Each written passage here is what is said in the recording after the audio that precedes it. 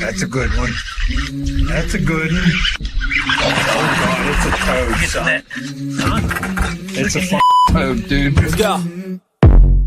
I wake up to a little bit of drool on my pillow, feel like it's gonna be a bad day.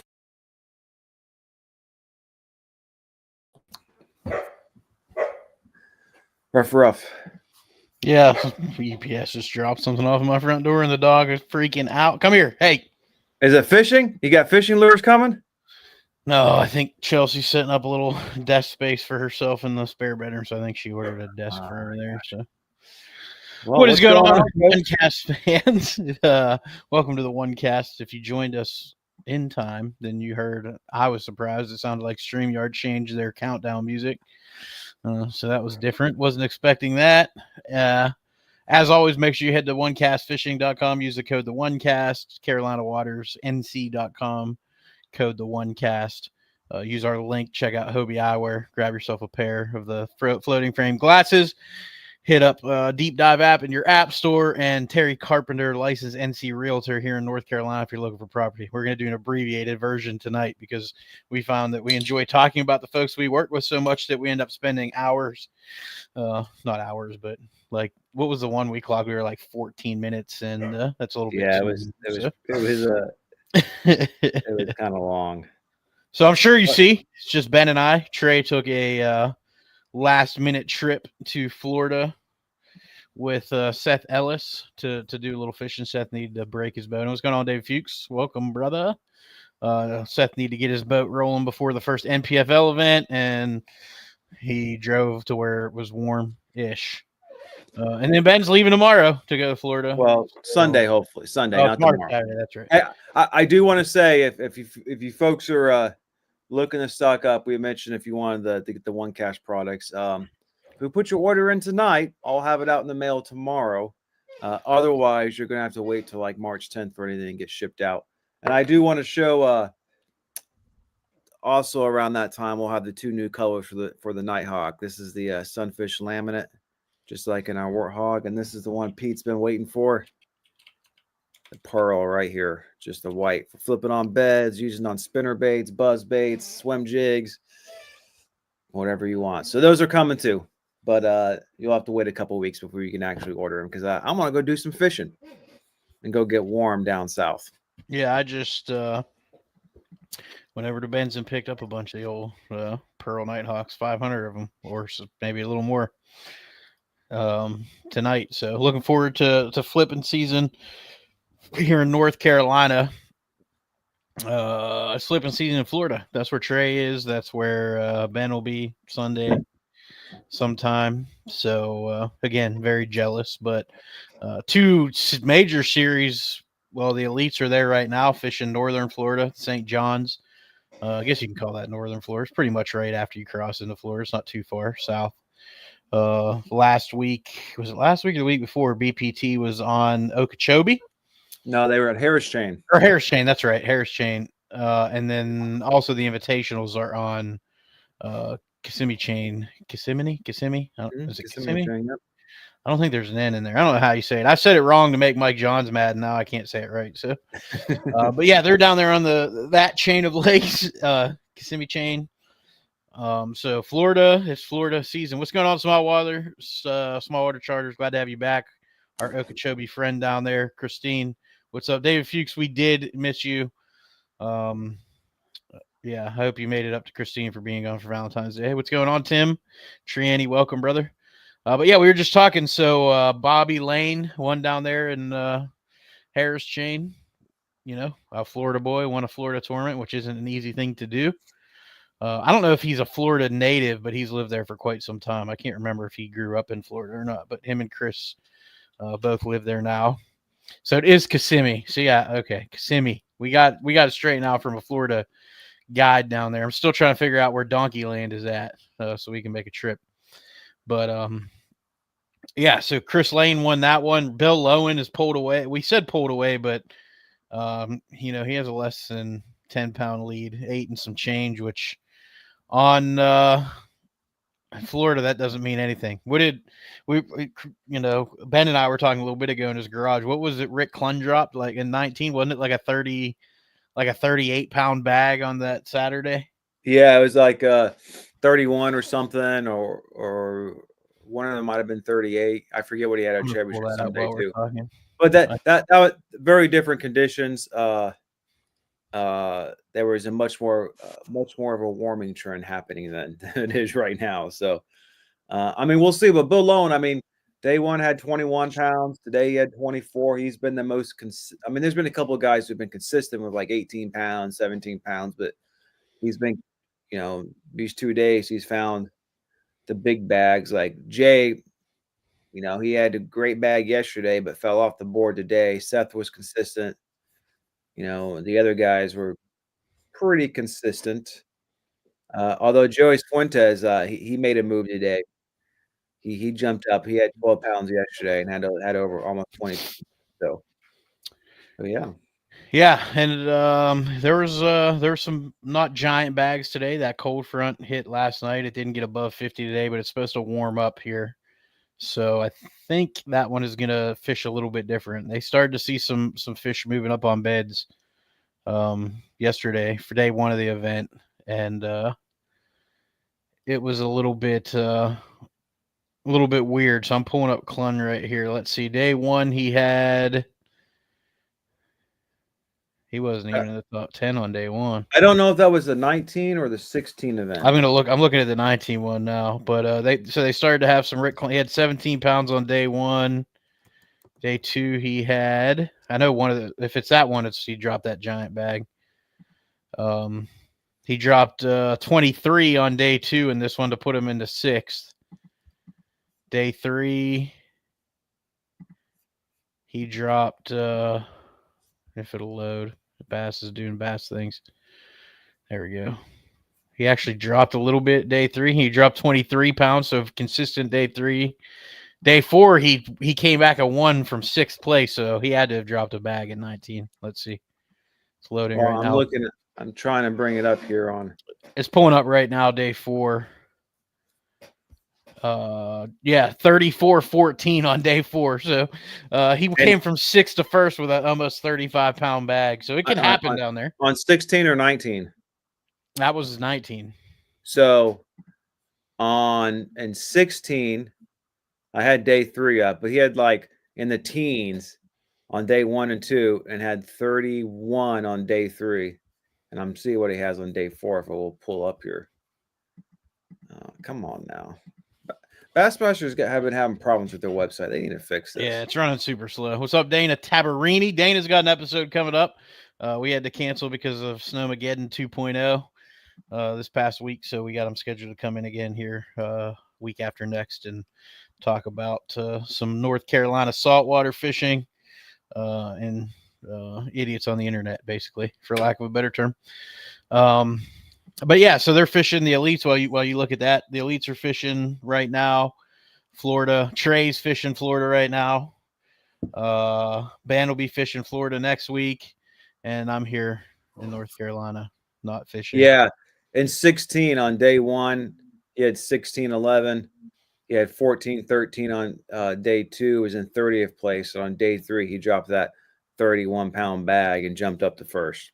So he dropped 31 pounds in 16 and 34 in 19. So we're looking forward to it too, brother. But so it can happen in Florida. A little over 8-pound lead for Bill Lowen right now going into day 3. Lots of familiar faces made the cut. John Cruz, who's super consistent on that body of water. A few others. I know you're fishing Florida tomorrow, small water charters. You're blessed to be down there in Okeechobee. So I know you'll be fishing somewhere. Jack and Giants. Super jealous. We're planning a trip for next year already, trying to figure out a little south to north Florida adventure to go down there and snatch some donks. So looking forward to that. I'm still just trying to get ready for 2025 tournament season. I haven't even run my boat yet. We got some warm weather coming finally. I've got everything ready to roll. If you're in North Carolina, central North Carolina, shout out to our buddies over there at Elevate Outdoors, Carry One Cast Fishing. you can roll in there if you have a Mercury, Suzuki, or Yamaha. Get your motor worked on, warranty work, routine service, whatever it is. If you're looking to buy a boat, check them out. But I got to get mine in there. I've been dealing with what is a warranty issue without taking it in to get it fixed because I didn't want to drive. We didn't really have a great Bass Pro is really good, but it's far for me to drive with work. So I didn't really have a service place close that I knew and trusted. We got Elevate, so they're set up now with their Mercury stuff. So I'm going to take my boat in next week to finally get the trim issue that I've been self-fixing for the last 2 years fixed correctly. We also found out, interesting, man, I don't know, I'd have to show this to you. I'll take a picture and send it to you. Trey and I, when I was fixing my trim last year, I put a new trim sensor in it, even though that wasn't the problem. I was just throwing stuff at the wall to see what sticks because why drive it to a dealer and do things the right way? But we noticed between where my lower unit bolts on, there is a random bolt that is just laying in that. You know how there's a void space between your lower and the so it's not an upper, but I'm going to call it the upper. Where it bolts on, there's a little bit you can see between the two. There's just some seals and stuff in there. Well, there's a bolt in there that's just laying there. And I'm pretty sure it's been there probably since I bought the boat, and I just never noticed it till last year. So I'm going to get them to open that up and see what's going on. But yeah, so once that's done, I'll get out and run it and do a little fishing. So Smallwater said he'll hook us up. Looking forward to it, man. We'll definitely reach out when we're getting ready to go down there. I heard my dog chewing on something. I thought he was eating a picture frame or something. I'm redoing my office, and there's stuff all over the place. What'd you say? Yeah, I'm holding down the fort, Dave. Everybody's going to be in Florida. Super jealous. I could have went with Trey and them, but I would have had to take today off, and I would have had to pull out of some commitments that I'd already made for this weekend. So decided to do the right thing and honor those commitments, even though I really wanted to go to Florida and go fishing.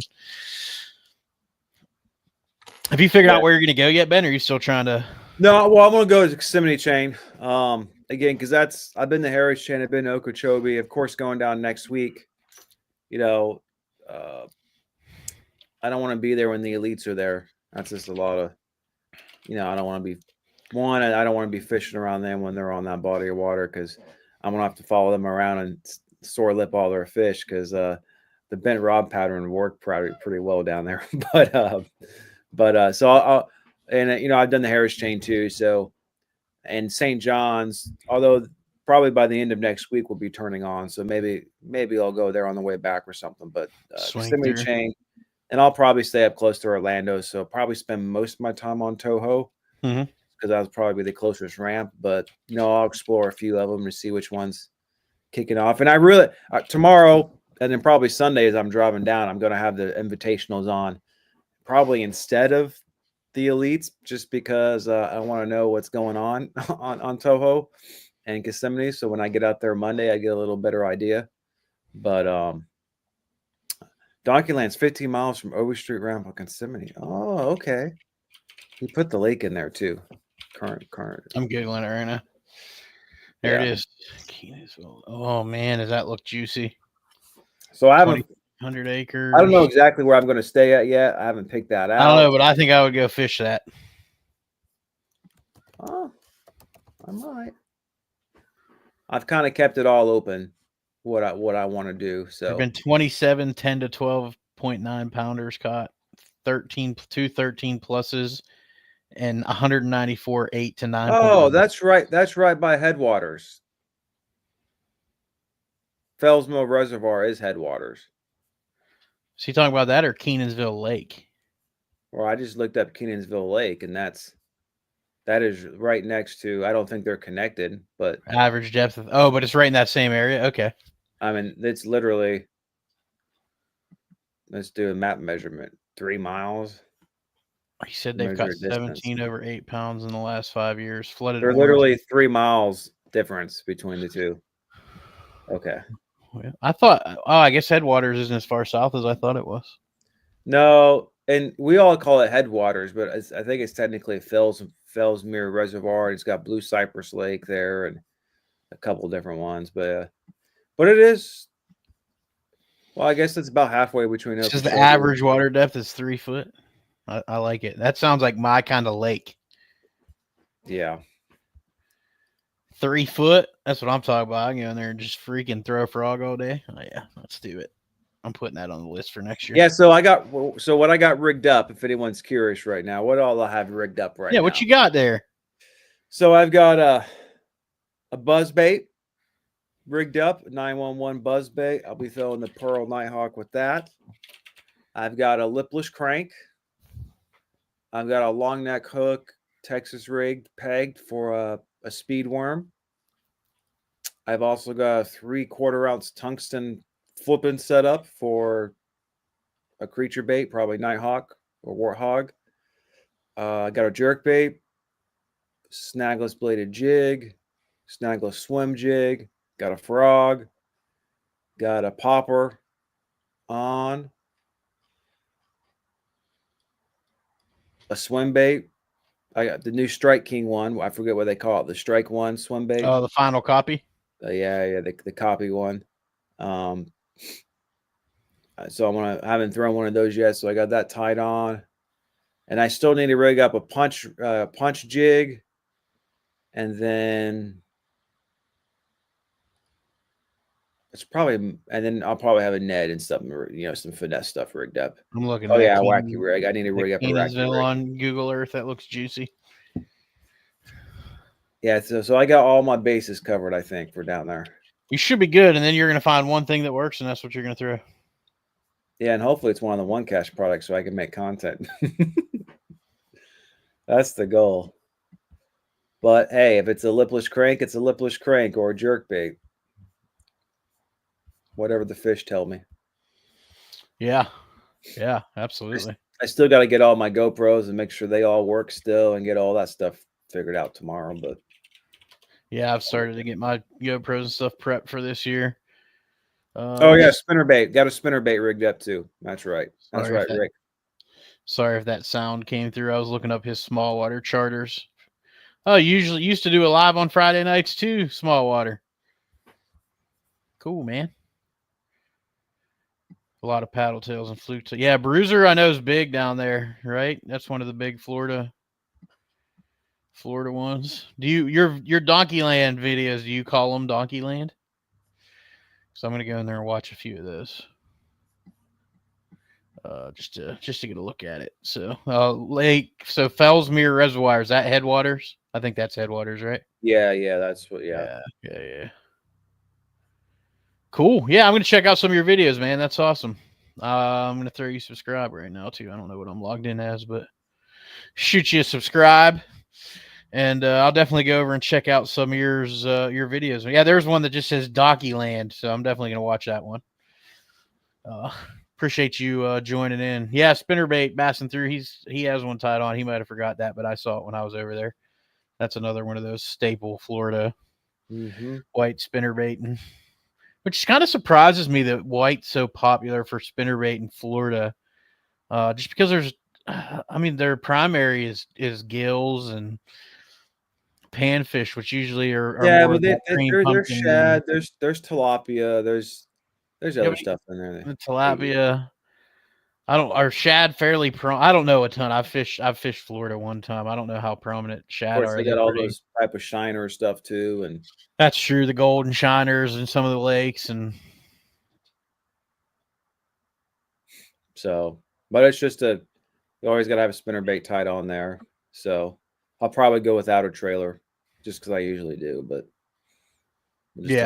I'm not a big trailer on a spinnerbait. Yeah, I know a lot of people do. We've talked about it before, but something I probably should do more. But I've just gotten so used to. I know the reason a lot of folks throw them is to help with slowing down. Yeah. I've just gotten so accustomed to slowing down myself when I'm throwing certain types of spinnerbaits that for me it's like second nature. So I don't go put a bunch of weight on there to help slow down. And a lot of time it's about the slow down on the fall, but like down there you're not fishing very deep, so I don't think it. Yeah, like the average depth in all them places are like 3 foot, right? That's what it feels like. Yeah, I think the Harris train's a little deeper, but was looking to see what that dog was destroying. Yeah, Harris Chain there's some deeper stuff, but I remember I fished Kissimmee Chain with Mike Johns last year for a day. Well, a day and a half, really.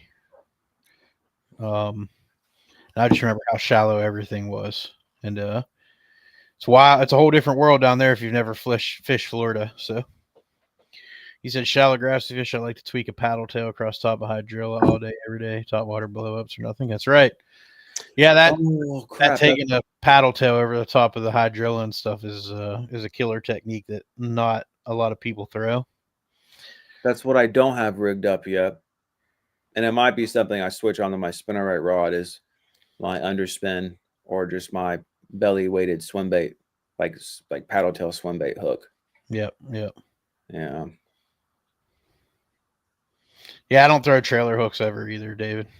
Like, unless they're really short striking. I see way too many fish get killed because of trailer hooks. Usually it's not a great deal. If they're eating a spinnerbait, and this is me talking, you're allowed to disagree. Remember, in fishing, it's not right. If they're eating a spinnerbait, you don't need a trailer hook. If they're not eating it to the point where I need a trailer hook, I usually going to switch baits and figure out something that they want a little bit better. But up north, we threw trailer baits or trailer hooks constantly. And like I said, you get a lot that are hooked in the gullet and stuff, tongue hooked with that trailer hook. So I'm just not a fan of them personally. But if it works for you, throw it. I don't know. You throw a trailer hook often, Ben? I do throw it on a buzzbait a little bit more because I haven't thrown one in a long time.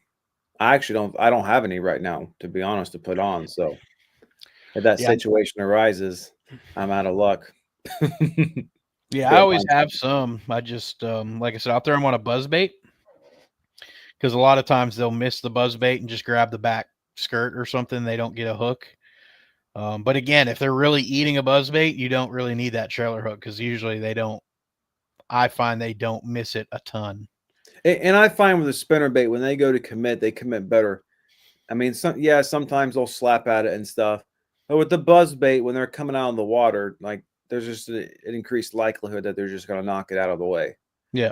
And that's where that trailer hook advantage is. But then you throw a Senko in and catch them. That's also something I got to get rigged up. Gotta have a Senko, man. I think I'm running out of rods now. I don't know if I got enough to put all this stuff on now.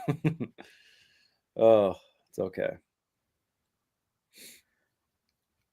Ducket rods and Shimano reels, what I use for charters. Heck yeah, man. I need to get spot choker and underspin. I use minnows on their tackle warehouse. Now, yeah, I've seen the spot chokers. Mm-hmm. Yeah, bassin through. That's always been my belief. Now, the one caveat to that, and I'll say I've only seen it on a couple lakes, St. Clair being one of them. Smallmouth. There's a very short window with Great Lake smallmouth after they spawn before the water gets warm. Well, they'll push into the grass, and you can't reel a spinnerbait fast enough over the top of it. And it's a lot like a buzzbait or something like that, where they'll come up to try to get it and they'll miss. And a trailer hook can be beneficial there, but it's just because literally you're reeling that thing as fast as you possibly can, keeping the blades relatively under the water. Even when they come out of the water on occasion and stuff like that, they like that.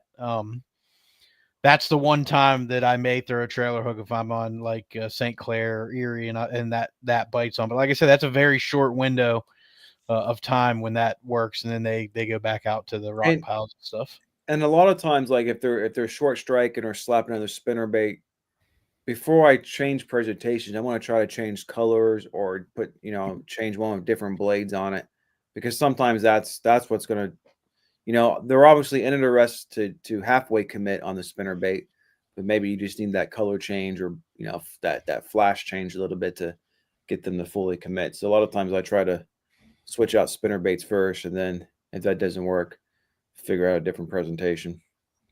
Yeah. Yep. Smaller Charter says, if a bass is over 6 foot deep, I have no clue how to catch it. Hey, that's fair, man. I wasn't very good at catching them more than 6 feet for a long time. I like catching them deep. Spot choker underspin. He makes some other stuff. Spot choker does too, doesn't he? Tony. Hey, this is on a different note, but did you see Vector Hooks got a buyer, Pete? I did, yeah. So they'll be if you ever were a fan of Vector Hooks, which I've used them for a lot of years. Just I have a lot of confidence in their hooks. They were going out of business, so they're still trying to sell their old stock off. So there is a 75% sale going on right now. But I ordered enough hooks that I probably won't need to buy hooks for the next 7 to 8 years. So I'm good, but yeah, I'm glad to see they're going to stick around. I especially like their treble hooks. So they make what they call the tornado treble, which it's a treble, but it has a little bit of twist to the hook shank, like coming out of the bend. There's just a little bit of a twist, and man, it just does such a good job of keeping fish pegged that I've been a fan of them. So I bought a pile of them when I thought they weren't going to be around anymore. Just to make sure that I had them because I swapped them out on all my treble baits. But yeah, it was cool to see they had a buyer. I'm glad they're still going to be around. They've been around about 5 years now. So yeah, I don't know who's the post I saw. Some other fish hook company I think is getting them, but I don't know who's buying them. That haven't made that public yet. I think it said another folks involved in the fish hook industry. So. Yeah, it might be Falcon Hooks, who I don't know. I think they were owned by what's his name that owns Titan Tungsten. I think he owned Falcon Hooks also, but he kind of got away from the hooks, so maybe he wanted to get back into it because if you don't know, he makes all his tungsten now in the U.S. So he was tired of doing the Chinese game like everybody, and he spent the money and bought the equipment and has it all to manufacture here in the U.S. and. Yeah, so buy your tungsten from him because that's expensive equipment he had to get. That's a big capital investment. Yeah, I've supported him, and I also support Angler Tungsten because Destin is friends with them. They're good people over there. But I try to buy my tungsten from him when he has it. Since he is making it here, he makes smaller batches than a lot of these other companies can order, so they come in and out of stock a lot. It's hard for him to sit back and up. Hey, hold on a second. Dogs are about to have some type of fish battle here beside me. What are you doing? Yeah, the new puppy. Where's the puppy at? Show the puppy off. Come here, little turd. Ugh. That's Chelsea's Christmas present to herself. Yeah, I haven't actually met. What's up, dude? The little one yet. What are you doing? What's going on? Here's all these. What are you doing? You being bad? Go back down. Go find something to do. Yeah, Chelsea's at a church thing, so I'm trying to watch him, and he's not happy that I'm not playing with him right now. But oh wow, what do I got over here? But yeah, Titan Tungsten's a good one if you're looking for made in the U.S. tungsten. Oh, I forgot I had this up there. Actually, do you know what this is, Pete? Let me see if I get it untangled here.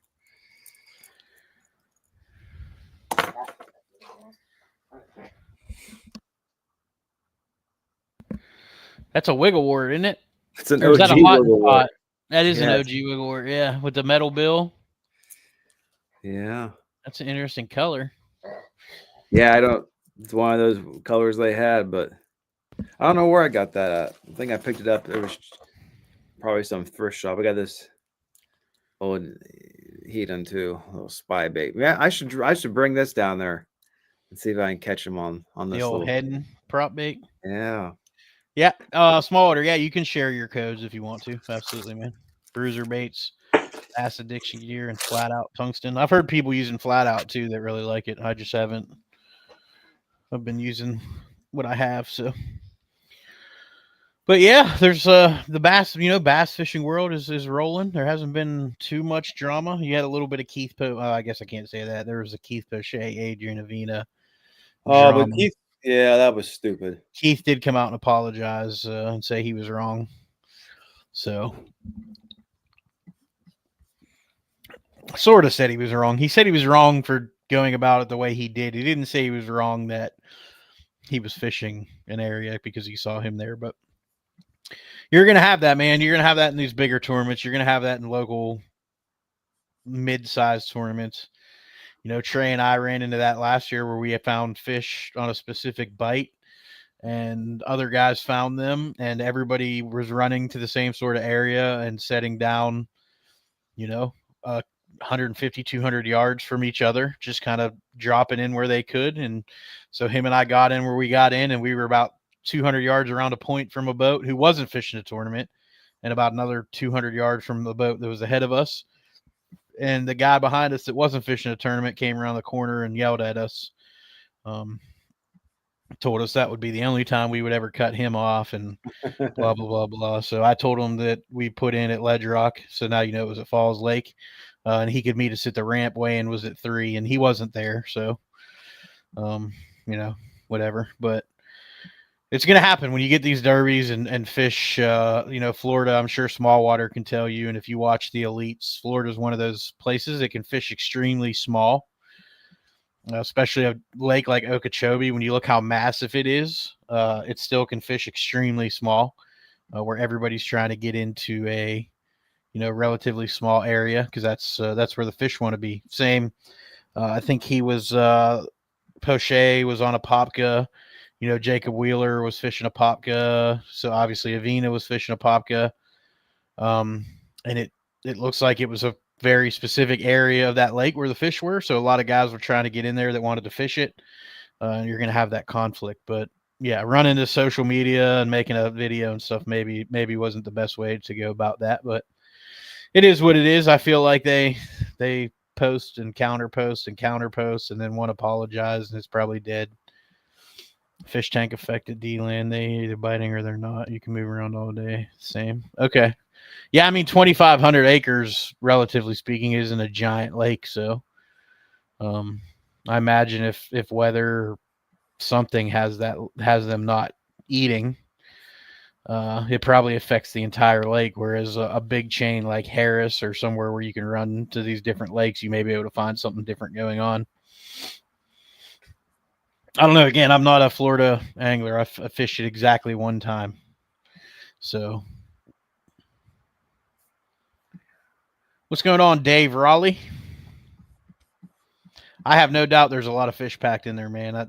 It's it looks juicy. I was looking at it on Google Maps and it looked juicy. There were some other lakes. Ben, why don't you talk about something? So right now I'm on Google Earth looking on the Kissimmee chain right now.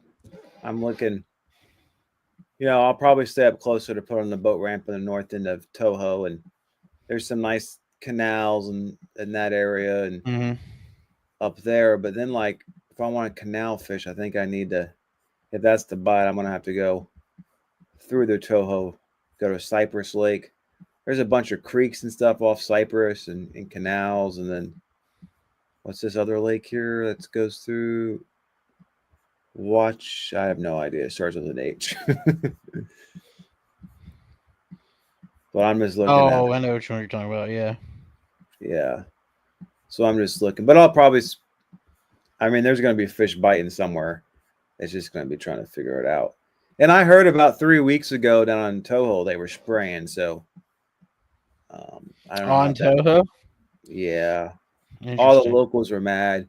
But then there were also people going out catching big bags too. So, like, I don't know how much it affects the fish. So I was sent Lake Garcia. Have you ever heard of that small waters?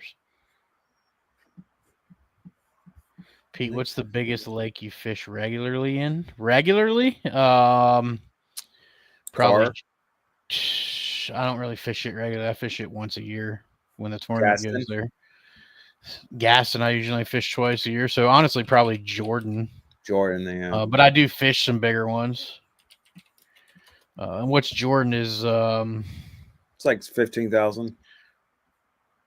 Yeah, 14,700, something like that. I think it's it's right at 14,000, 13,900. So 13,900 acres. We do fish Gaston once or twice a year. I'm gonna start fishing that one a little more just because the spots. Yeah, just I don't know. We figured some stuff out that's a little different. That's a lot of fun. Trey figured it out. I haven't gone up and done it yet, but let's see. Gaston's 20,000 acres. Jordan's 13,900 acres, David. What do you think is happening on Jordan with the water up in weather change? Well, the water is still mid 40s, and it's 7 feet high. So for me, absolutely nothing. There's 0% chance you're going to see me go out there because that lake, cold, high, and muddy, is one of the most miserable places you'll ever fish in your life. You need a solid 3 weeks of warm weather for Jordan to flip right now. Yeah, it's going to be because we had all that snow and cold. I mean, for 2 days straight of like 33 degrees and rain. So it's just nasty cold rain coming in and running off. And Pete and I were talking earlier. We still think it's going to be relatively normal spawn, but we're a little behind schedule right now so far. But it's supposed to warm up. So we'll see.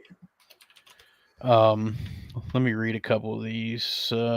Ron Singletary, y'all going to be at Greensboro show this weekend. One cast won't be there. I'll be there tomorrow with Take a Warrior Fishing, hanging out for a while. So if you're nearby, come check us out, man. Come holler. We'll be chilling there at their booth and might spend a little time at Carolina Waters as well, who's also set up there. He asked how big is, hold on, let me keep going. Norman's like 47,000, 50,000. I think. Garcia. Yeah, Garcia looked good, man. How big is Jordan? You can still see the oval. Oh, that's on Garcia was a racetrack they flooded.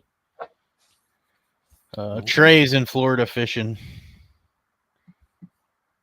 Only 2 day cold. We had 39 days under 30. We've had more than 2 days of cold. It was cold all this week.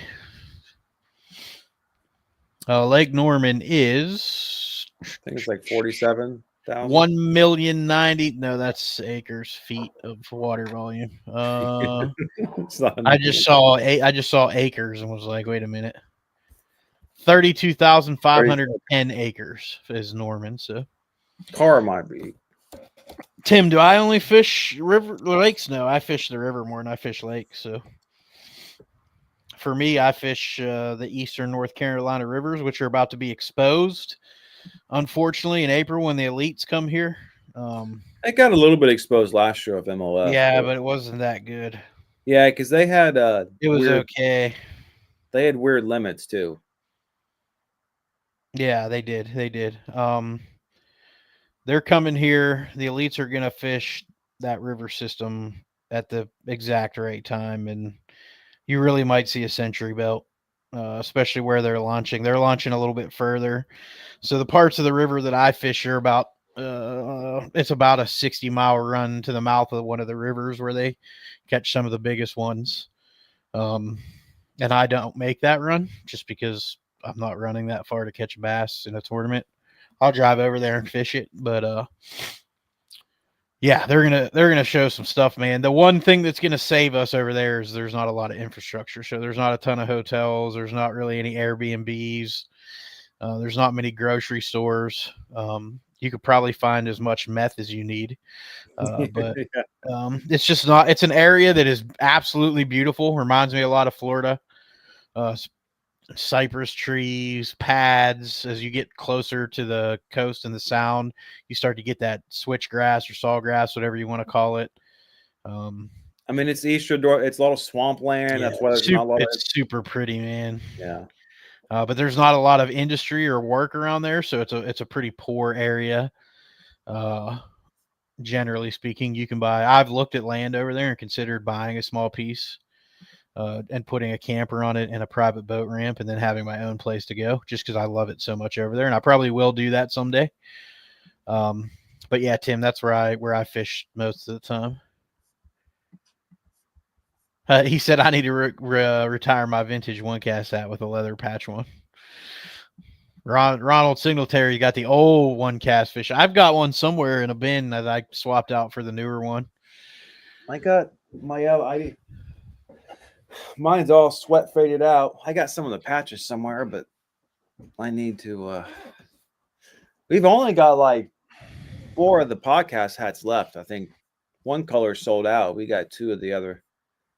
I think the other colors He left. said nothing around Doggy Land. One cafe, no phone signal, cow standing at the ramp. Sounds like my kind of place. I can actually go disappear. That's the biggest thing, small water. So I'm definitely gonna hit you up because when we talk about coming down there, we were talking about fishing headwaters. Trey and I were talking about maybe going to Okeechobee just because we've never fished it. Ben has fished it. But I know like headwaters and some of those other places, there's not a lot of places to stay. I've heard they're not the nicest areas. You may get your stuff broken into. So I'm going to hit you up whenever we're planning out trip next year and get some info on the area. So I'm looking at these photos here at the Donkey Land Lake, right? Kenansville. I don't know where to begin. It all looks good. That's what I said. Did you look at it on Google Earth? Yeah, I looked on Google Earth, but now I'm just looking at people snap photos on the ground. I guess from the bank or from their boat and stuff. It's like I got you. I guess this is what will be fun about going down there again. Is I don't feel like when I went to the Harris Chain it was like this at all, but I hope the Kissimmee Tow is kind of that way. Is that you just put your head down and fish. Yeah. And then you just figure it out. You know. 360-degree fishing, yes. Yeah, where you can fish all around you. Yeah.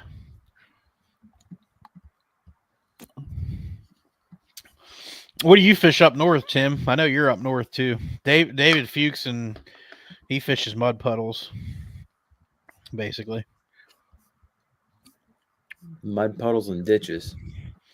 Yeah, he fishes lakes that don't even have boat ramps, so you can't use your big motor. I never even turn on a depth finder. It's all shallow. Yeah, I was looking at that one you sent us that you're calling Docking Land. It said the average depth is 3 feet, so you wouldn't need to turn graphs on for that, other than mapping. But there probably is no map of that lake, so what's this? It just look like you're driving around a field. There's this canal off of Toho. I'm looking, and it just goes into the subdivision. It's got all these. It's just a massive canal pond system. Probably loaded. Oh, I'm sure after Wednesday, Thursday. Oh, I want to be in there looking around. James says BBT fishing. Kissimmee now. No, they're MLF Invitationals fishing it, not the BPT. Yeah. Florida depth finder. Dip the rod in the water, and if it's real deep, it means it's up to the reel. Yeah, that's fair, dude. That's fair. Other than, I guess, some of the rivers and, feeding some of the lakes, there's not a whole lot of deep water in Florida. Where here, depending on the lake, you may, like Norman, I know I've caught them in like 70 or 60 foot of water when they're suspended up in like 30 foot. Norman, yeah. Norman there's some 90-foot runs in Norman when you get out there in the main river channel. There's some areas that are like 90 feet. We use third eye, last eye. Wife knows all the codes. Yeah, it's about third eye deep. I like it. Mm-hmm. Best winter fishing. What's up, Frank? Best winter fishing is a 30-acre pond. What are you out there drilling holes, ice fishing, David? Somebody asked me today if I ice fished at work. I was like, well, not here. I mean, not doing a whole lot of ice fishing in North Carolina. Nope. But yeah, I'm looking forward. When you got to make some more jigs and stuff, Ben? I need to come over and help. It's been a while since we've had a good jig making day. I've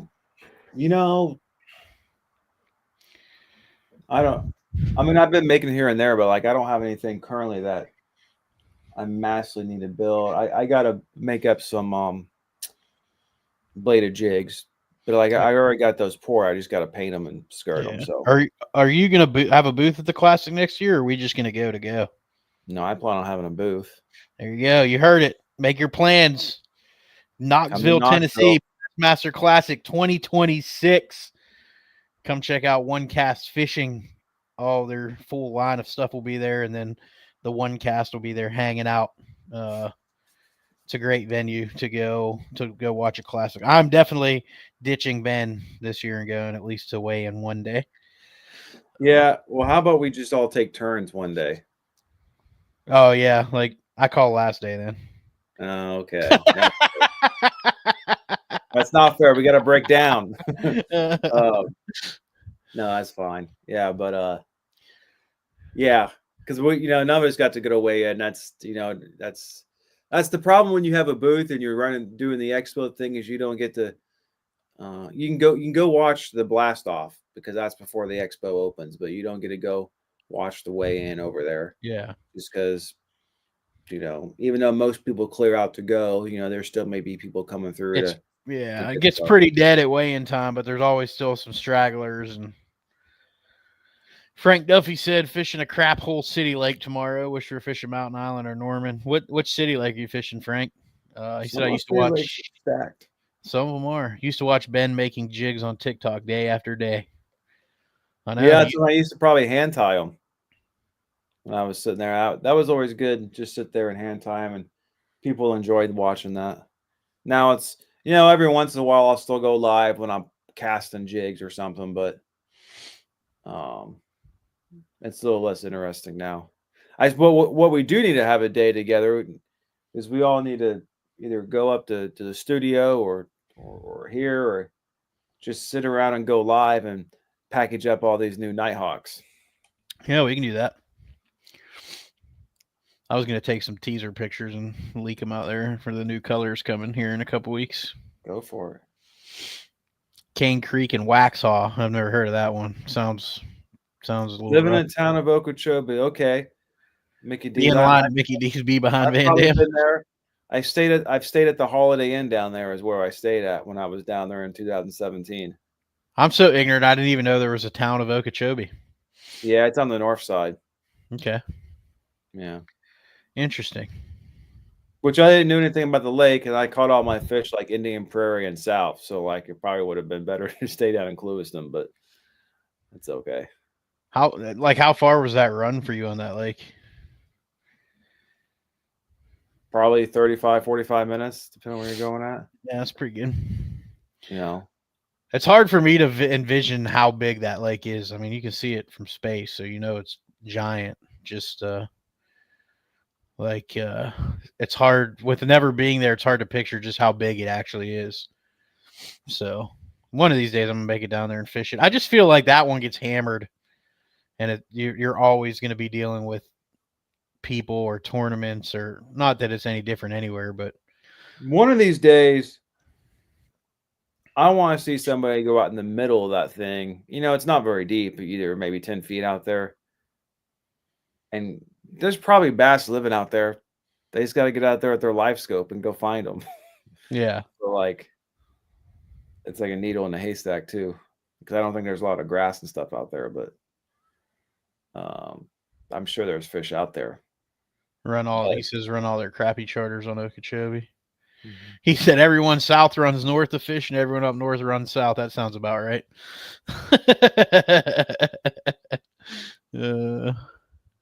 Yeah, when I was there, the north side and the northwest side was really blown out. It was really chocolate milk.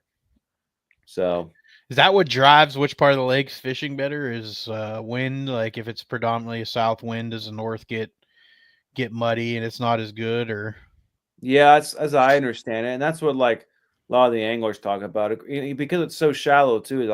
The waves get pretty big, or it can. So it just pushes all that. And because it's so big, it just pushes.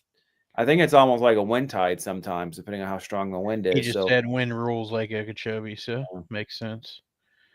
I watched a guy bluegill bed fishing on Lake O, and you couldn't see land in any direction. Yeah, so that guy found the bluegill beds in the middle. So there's some big old bass out there eating bluegill. Mm-hmm.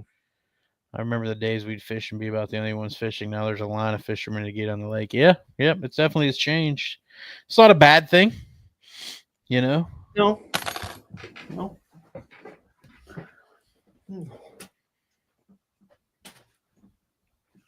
I'm gonna grab something if I can find it.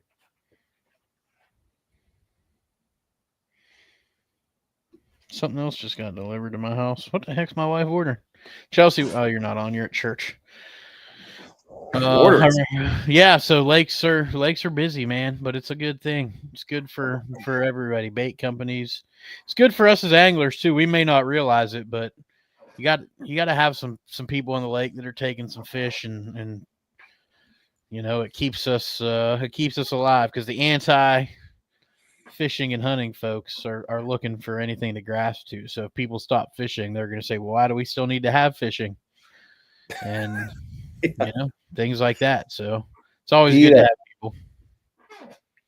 PETA, who knows, all the organizations now. Everybody hates everything, so Small waters. You ever fish the Everglades? That'd be a fun time. 2 group charters is big. That does sound fun, man. I want to do the nighttime. I got a charter guy hooked up here local for Ben Trey and me to go out and do a crappy day, and then we're going to record a podcast with him. Just because it's not something any of us have ever done a lot of, and he's a pro, so looking forward to that one coming here in the not too distant future. Yeah, that night fishing, man, I always thought it'd be super cool. I see guys post videos doing that night stuff with the lights, and you'll get those giant schools of bait that start swirling. Next thing you know, all the crappie are just in there eating. It looks like a lot of fun. You just want a slight breeze to keep the mosquitoes off you. He said we go to Everglades, catch bass, peacock, cichlids, on all kinds of fish. Yeah, that would be so awesome. That's a lot of water to fish. I'm sure certain parts of it are off limits, though, right? Or if you can get to it by water, can you get to it?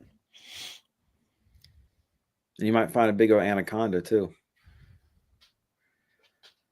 Last charter, they caught over 100 with 56 keepers. Good night. Wow. Yeah, that sounds fun. What are you doing, pup? No, the old dog's looking at me. He probably wants his dinner. You guys have any bait modifications you care to share with us? Man, I don't tinker with baits a whole lot. Most of my top water hard baits, if it doesn't, I swap out the back treble for a feathered treble.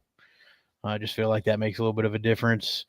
Other than shortening up the length on plastics, shaky heads, if I'm using like a traditional Zoom trick worm or something, the tail doesn't really float. I'll take a toothpick and shove it down in the tip, and then clip it off with a pair of nail clippers.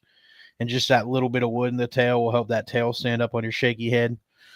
I guess the biggest one I do, and there are going to be some people that are mad about this one, but you'll hear a lot of guys talk about losing fish on shaky heads. I know Ben has lost quite a few.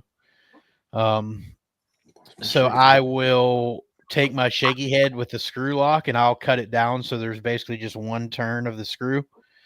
I find that you get better hookups and you don't lose as many fish if you do that on a shaky head.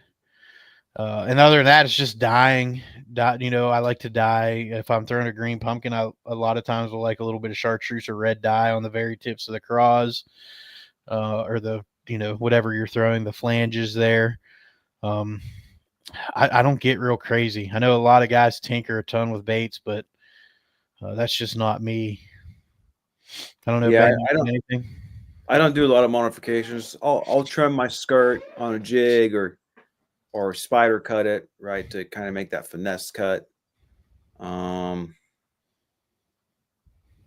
then like maybe trimming legs on frogs and stuff, or that skirt material on frogs and stuff. But like I don't do a lot of modifications to my lures. I don't really, unless they're really terrible hooks, I don't even really swap out hooks on my baits either. No, probably the biggest bait I modify the most is a buzz bait. And I have one here. So like a lot of times on a buzz bait, you'll see that rivet on the back will move. Yeah. So one of the first things I usually do is I'll take and straighten that wire out. I'll take that rivet off. I'll remove any BS's between the blade and that rivet. Sometimes you'll see them put like a steel ball or something in there. I'll get rid of that, and then I'll put it back on, bend it, and then take a pair of pliers. I don't know if you can see it here. Mm-hmm. And you can see it's crimped. You can sort of see that it's crimped so that doesn't move. And what that does is when you're fishing a buzzbait, it'll push that metal on metal contact between the blade and the rivet, so if you can hear it. Now that I got those Can you hear the 911. squeal? Can you hear the squeal? Yeah, I can hear it. That squeal, there's something about that squeal on a buzzbait, man. And so that's a big one that I'll modify with them. I don't even know where this one came from. It's just been chilling in here forever. Now that I got those ticker blade ones. Yeah, now that I have the ticker blade, I don't, and he already crimps his stuff, and so I don't really do anything with my buzz baits anymore. Smallwater, so we sold everything we owned in NC, moved south, and just fish for fun and profit. Tiger blood, baby, winning. Yeah, that's awesome, man. That's everybody's dream, right? Now look, we have mixed streaks made by Roland Martin in Headwaters parking lot. Staying school kids. Hey man, you're living your best life. That's awesome. We're gonna live vicariously through you. We might have to get you on the podcast, tell some stories. Sometimes I'll add some BBs and frogs, get a little bit of noise in them. Yeah, I know a lot of guys will do that with frogs, add BBs. That's not something I've ever done. I could see where it'd be beneficial, especially, Jordan Lee gave away some big juice with frogs last year when he won the what was that, heavy hitters, when he was fishing those mats, and he took the legs off and he put the basically they look like the jig rattles into the leg slot so it would rattle on top of the pads. So that was a juicy thing I never would have thought to do. Or on top of the mat, sorry. I don't know if you remember when he did that, Ben. There were a lot of people that weren't very happy when he did that. I've heard of people doing the BBs too to help with casting distance on a frog. I don't know. I don't do a ton of modifications, I'll add wire to hooks on a jerkbait sometimes to get it deeper if I need to. Same with a crankbait. If I have now they make so many size crankbaits that dive to the right depths. Like you can get the little 2 3/4, 3-inch crankbait that'll dive 12 feet. Where back in the day, if it was that small, you couldn't get it to go more than 7, 8, maybe at the most. So I would add lead wire to those hooks to help get that down. I remember watching it wasn't an Elite back then. It was, this was probably the 150s. 30 now. I'm 39 now. Elites have been 20 years. So yeah, it was probably the 150s. I was little, but I remember them throwing crankbaits, and they were trying to get them down to like 18 foot. And at the time, the deepest divers were like 12 foot. And I remember watching them throw them on those big 7-foot rods, and they were literally hanging over the edge of the boat and shoving their rod 7 foot down to the reel and winding so that their rod was down there and they could get that extra depth. Now, like I said, we have that, and they would cast and open their reel up and then troll over. And then troll over, yeah. So they can have you can get it deeper where you got more line out. So yeah. What's going on, Nick? He said, "Big juice here. I might put a trailer hook on a spinnerbait." Yeah, we talked about it earlier, Frank. I don't run trailer hooks, but hey, man, if it works for you, I'm all for it. I'm trying to make mine to my truck antenna. I must have missed something. Buzzbait. Put your buzzbait in the truck antenna. Oh yeah, I've done that. The other thing I do is I have a little fan I keep in my office, and if I get a bunch of buzzbaits that aren't 911, I'll take them and I'll just tape them to my desk, and then I point this down at them and I turn it on and I close the door and I just let it run for a whole day while I'm at work. And you come back, you'll have them nice and wallowed out. I did the I did the truck antenna thing one time. Well, not antenna. I have if you've never seen the Diamondback truck bed covers, they have tie-off cleats on top of them. Mm-hmm. So I zip tied one to one of the tie-off cleats and then drove to work like 40 miles down US 1. And when I got there, the blade basically had like 1/16 of an inch of metal left because it had been wallering on there while I was driving 75 down the highway. So I don't do that anymore.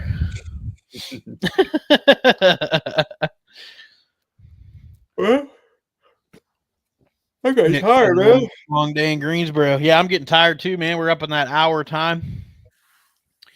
So appreciate everybody jumping on. And yeah. When some orders to knock out. Get orders knocked out, get the boat packed up. Get ready to head south for however long you decide to stay. Yeah, a week or two, something like that. I'll be here not flipping. I'll take some pictures and videos of flipping so you can be jealous. Yeah, definitely do.